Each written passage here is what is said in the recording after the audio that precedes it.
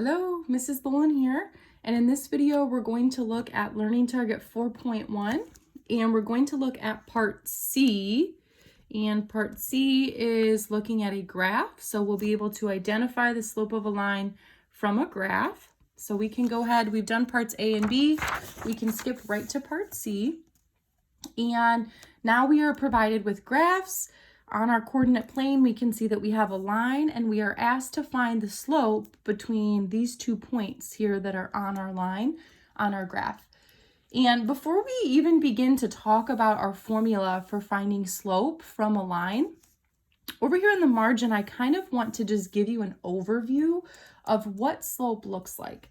So what I'm going to do is really quickly sketch two just XY axes, and I want to talk about the differences. So real quick, I'm just sketching two axes, and I want to point out that there are two really quick ways to look at your graph and tell if it's a positive or a negative slope. So a positive slope would be something like this, where when I glance at my graph and I scan my graph from left to right, my line, as I move from left to right on my line is increasing, or it looks like I'm climbing up a mountain.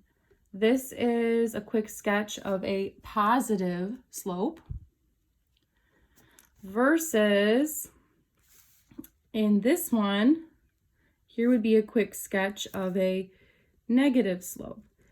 And the reason for that, you always scan your graph from left to right. So if I put my pen on the left side of my line, as I move across my graph on my line from left to right, I'm decreasing, or I'm like sliding down a mountain or falling down a mountain. So this is a quick example of a negative slope. So you can visualize these when you look at, say, example 7. As soon as I glance at this, I see I have a line, and as I move from left to right on my graph, my line moving from left to right, it's increasing, or I'm climbing up a mountain. So example 7, right away we could make a note. This one has to be a positive slope. All right, let's jump and talk about our formula.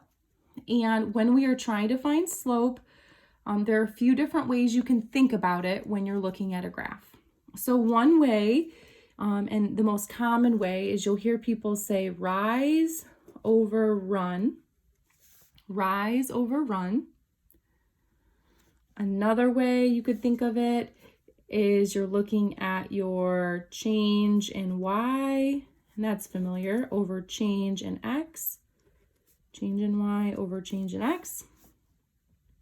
Another way, our change in y is really our vertical change. So we're looking at vertical change divided by our change in x is our horizontal change. So these are all different ways of thinking about the same thing for our slope. The most common way is right here, to think of rise over run, and we'll talk about what that looks like.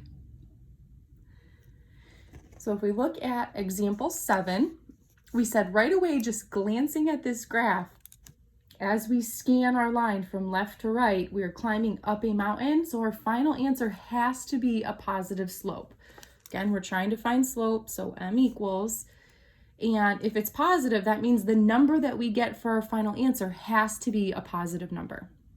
So I'm going to use this rise over run. So I have m equals rise over run. And what do I mean by rise? What I mean is pick one of your points. So I'm going to pick this bottom left point, and I'm going to start here. If I'm trying to consider how many units do I need to go up or down to get to the other point, that is my rise, my vertical change. How much do I need to go up or down? So if I'm at this point and I'm trying to get to the other point, I would need to go up this many units. I would go up 1, 2, 3, 4 units. So my rise is 4. And my run, I'll do that one in a different color. My run is how much you're going to move left or right, or your horizontal change. So from right where I left off, how much would I need to move left or right to get to the other point? And so if I started here, I went right 1, 2, 3. So my run was a positive 3. Another way you can think of this is that you're trying to give directions to somebody. So if I'm starting, and again, I chose to start at this bottom left point, and if I'm trying to give someone directions to get to the other point, I would say you go up 4, then you go right 3. Because this fraction is already reduced, 4 over 3, that's my final answer, 4/3. Let's look at example 8. And in this one, before I even start using the formula to try to answer what is my slope, I should glance at this line and I should determine, does it look positive or does it look negative? And when I scan my graph from left to right, or if I put my pen on my line and I move from left to right across the graph, I'm sliding or I'm falling down a mountain. So right away, this one has to give me a negative answer. Different from example 7, I got a positive 4/3 and we said it was a positive slope. In example 8, my final answer needs to have a negative sign out front because it's a negative slope. So in example 8, I can do my rise over my run, and you can pick either point to start with. I'll start with this bottom point here. So I would kind of emphasize whichever point you're wanting to start at. But if I'm trying to give someone directions and how much they need to go up or down, I would need to go up 2 units. So my rise is 2. And then my run is my horizontal change, or how much I go left or right. So from this point, this would be how much I need to go left or right. I need to go left 1. So the way you can indicate left 1 is by saying I need to go backwards, or left 1, so a negative 1.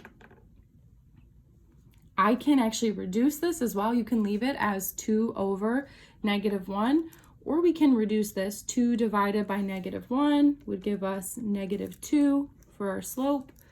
If we want to reduce it, and double check, did you get a negative slope? Yes, we did, because when we glanced at the graph, it looked like we were falling down a mountain, so you have to get a negative slope. Let's take a look at example 9. In example 9, when you scan your graph from left to right, does it look like a positive slope or a negative slope? Kind of interesting on this one, because actually it's neither. It doesn't look like we're climbing up a mountain or we're falling down a mountain. It's just a vertical line. Let's go to our formula. So m equals, and we're doing rise over our run. So our rise, let's say I pick the bottom point, I would go up 1 unit, so my rise is 1. And then I can look at my run, or how much I go left or right. And I actually don't go left or right at all. So that would be 0, because my 2 points are vertically on top of one another. And so we talked about this previously. The answer to this is not 0. If you type 1 divided by 0 in your calculator will tell you error, or it might say undefined. The answer to this one is undefined. And here you see that we have a vertical line. If you want to make a note of that, we have a vertical line.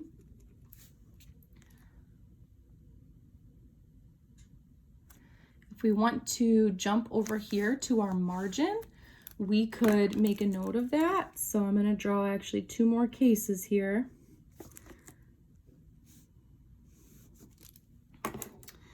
And we just did a vertical line, so I could draw a vertical line. If it's vertical like this, our slope is undefined.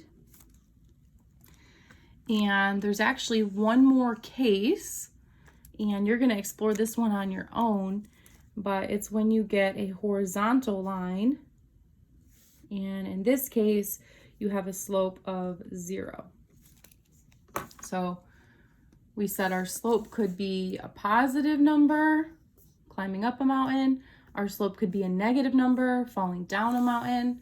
Our slope could be undefined when we get a vertical line, meaning you cannot do a number divided by 0.